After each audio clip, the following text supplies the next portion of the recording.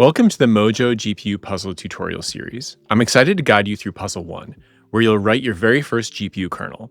This puzzle is called Map, and it introduces the fundamental building block of GPU programming, mapping a simple operation across parallel threads. By the end of this tutorial, you'll understand how to use thread indexing to process data in parallel on the GPU.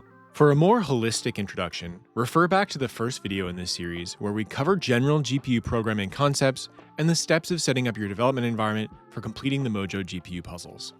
In this puzzle, you'll learn three essential concepts that form the foundation of GPU programming. First, you'll learn about thread indexing, how each GPU thread identifies itself using the thread index.x alias to know which piece of data it should process. Second, you'll understand parallel execution, how multiple threads run simultaneously, each performing the same operation on different data elements. These operations have data independence, meaning each output depends only on its corresponding input. Third, you'll write your first kernel function. A kernel is a function that runs on a GPU, executing computations in parallel across a large number of threads. These concepts are critical because they're the basis for all GPU programming. Every complex GPU kernel you'll write builds on this simple pattern of each thread knows its index and processes its own data. Let's define the key terms you need to know. Thread index.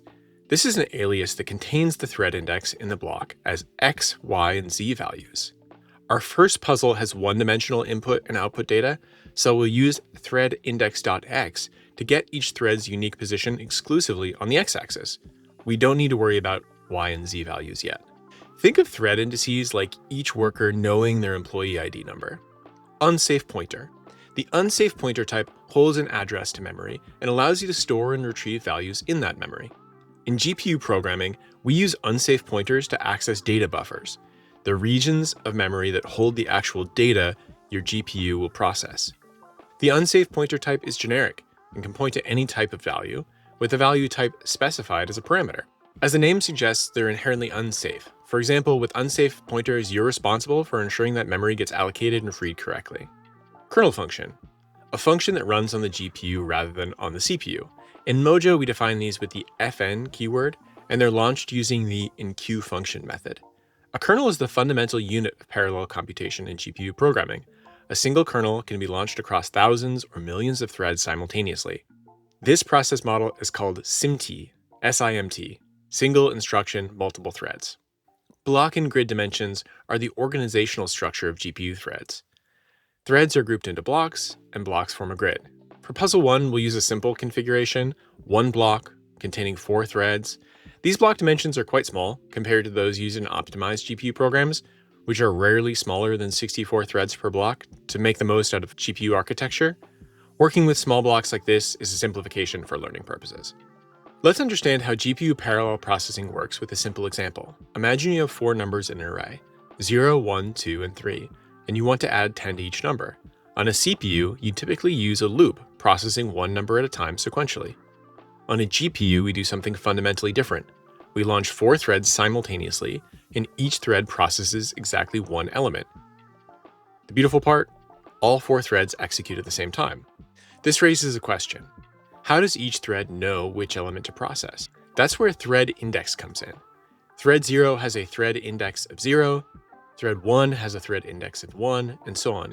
Each thread uses its index to access a corresponding array element. Thread 0 takes an element 0, adds 10, then stores that in the output element 0, and so on. All 4 operations happen simultaneously, not one after another. This is the essence of GPU parallelism. Think of it like having 4 calculators and 4 people, each person assigned to one specific number. They're all pressing buttons at the same time rather than waiting in line to use a single calculator. Let's start our code walkthrough by looking at the file structure. Open the directory problems p01 in the file p01.mojo. At the top, we have our imports. From memory, import unsafe pointer. From GPU, import thread index. And from the GPU host package, import device context. These imports give us everything we need: memory access, thread indexing, and GPU context management. Next, we see the configuration constants. Set alias size to 4, blocks per grid to 1, threads per block to size, and set dtype as the dtype float 32. This sets up a simple scenario: 4 elements, 1 block, 4 threads per block. Each thread will process one element. Now here's the function you need to complete. The keyword fn and the function name add10. This function signature tells us that it takes two unsafe pointers, one for output, one for input. Both point to scalar values in our dtype, which is float32. We need to write logic that adds 10 to each of these elements. Looking at the main function, we can see how the GPU context is set up. With device context as ctx, we run two methods, enqueueCreateBuffer and enqueueFill. This creates two GPU buffers. Then the input buffer is filled with values 0, 1, 2, and 3 using a for loop. Finally, our kernel is launched with the enqueueFunction method, which compiles and enqueues a kernel for execution on the device. This tells the GPU, run the add10 function with one block of 4 threads. These dimensions are based on the values we set above. Now let's implement the solution. It's remarkably simple, just 2 lines of code. Let me explain what's happening line by line. In line 1, I is set to threadIndex.x. We access threadIndex.x to get the thread index in the block. This gets a unique identifier for each thread. In thread 0, I gets 0. In thread 1, I gets 1. In thread 2, I gets 2. In thread 3, I gets 3. In line 2, we use the subscript dereference operator, those brackets, to access the value stored at a pointer as if they were an array.